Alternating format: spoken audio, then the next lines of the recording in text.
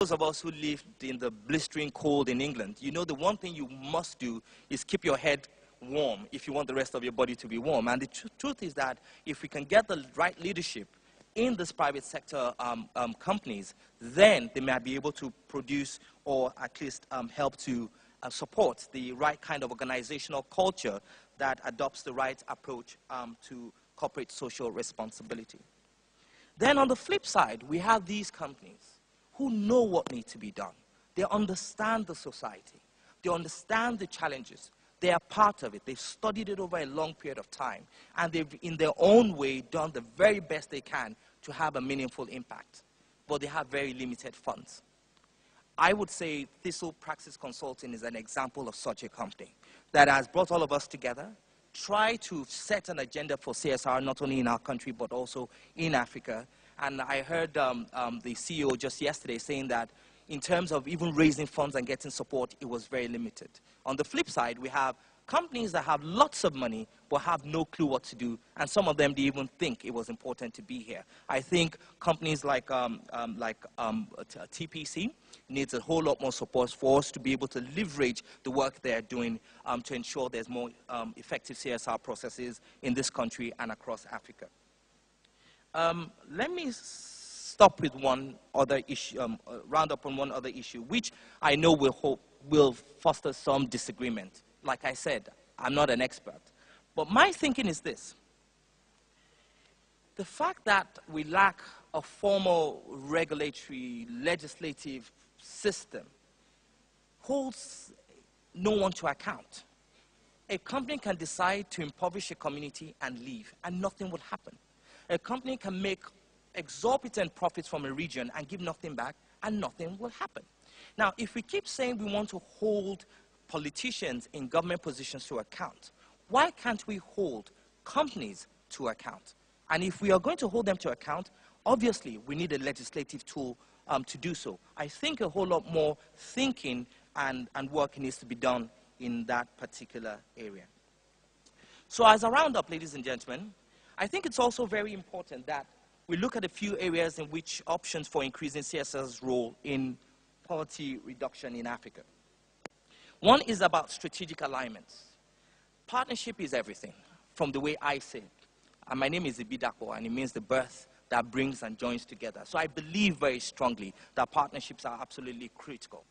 But one of the areas which I wanted to highlight is that, and I talked about it earlier on, is the importance of aligning with existing initiatives and trying not to duplicate, to reinvent the wheel, and not to supplement either. What CSR, in my perspective, should be is that it should complement and not supplement. So like someone said yesterday or on the opening day, the business of business is business. Well, accept it. And for that same reason, the business of government is governance. I do not think private sector should supplement what a government is meant to do, particularly a government that has large reserves of oil or is able to get appropriate revenue through taxation. But what it should do is support that process and leverage and help to catalyze delivery.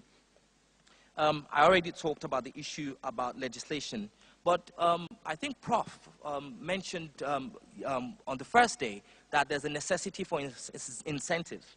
Well, I'm glad the chair of this session is a lawyer, so I don't know what the legal ramifications of what I'm about to say may be. But what is wrong in saying that, if we look at it, for consumers like us, we have credit ratings, which will determine whether you can get credit from a bank or not. And it's independently monitored by the private sector. For countries, now we have Fitch ratings, which determines whether they can borrow off the market or not. So this begs the question, why can't companies have CSR ratings?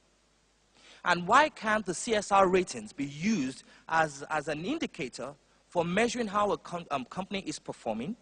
And also, in terms of incentives, why can't there be a scenario whereby if your CSR ratings are high, very much like your air miles, you will have a preferred bidder status when you're bidding for government contracts. I don't know what the legal ramifications of that may be, but it seems to make sense to me, and I think it's doable. Perhaps it is something we should consider. Then we talked a lot about public-private partnerships. But somewhere in the public-private, we've left out the civic. I think we should actually look at it more as public-private and civic partnerships. Because on one hand, there are things that government can do, there are things that the private sector can do, but there are things that the civil society sector has been doing for a very long time. Even if they don't have the resources, what they do have is the know-how and the communal knowledge and the cultural intelligence to be able to advise and support and also ensure that they can carry on these initiatives going forward. And the last one is the need for coordination. Again, and I must mention, Thistle Praxis didn't pay me to say this, but again, what Thistle Praxis has done has been fantastic. It has brought us around the table to talk about the issues. We're beginning to highlight where the areas of intervention could be. Some projects, activities, and initiatives are beginning to come forward. We're beginning to see what we can all do in our respective areas of spheres of influence.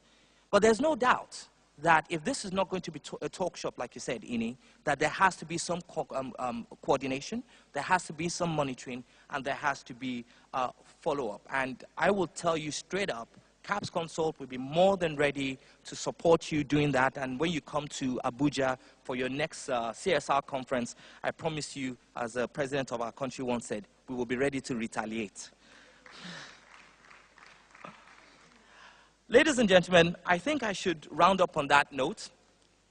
Like I said earlier on, poverty is bad for business. If a company is operating in a region and it's able to gain profits from that region, it's not rocket science. CSR essentially is the same as the African concept of Ubuntu. And can I just ask one of my South African colleagues to just explain to us what Ubuntu is? Who's going to try? Rihanna, I'm sort of looking at you. Wayne, go for it then. So it's the idea that I exist because we exist. I'm a person through other people, the collective humanism, really, of the African continent. Absolutely. What he said is that it's the concept of saying, I exist because we are, and essentially it's trying to capture the fact that at the end of the day, the only way in which an individual, be it a person or a company, can be successful, can be profitable, is if you look after other people. And I think the Crown Troop folks showed us that very clearly yesterday with this very interesting picture of one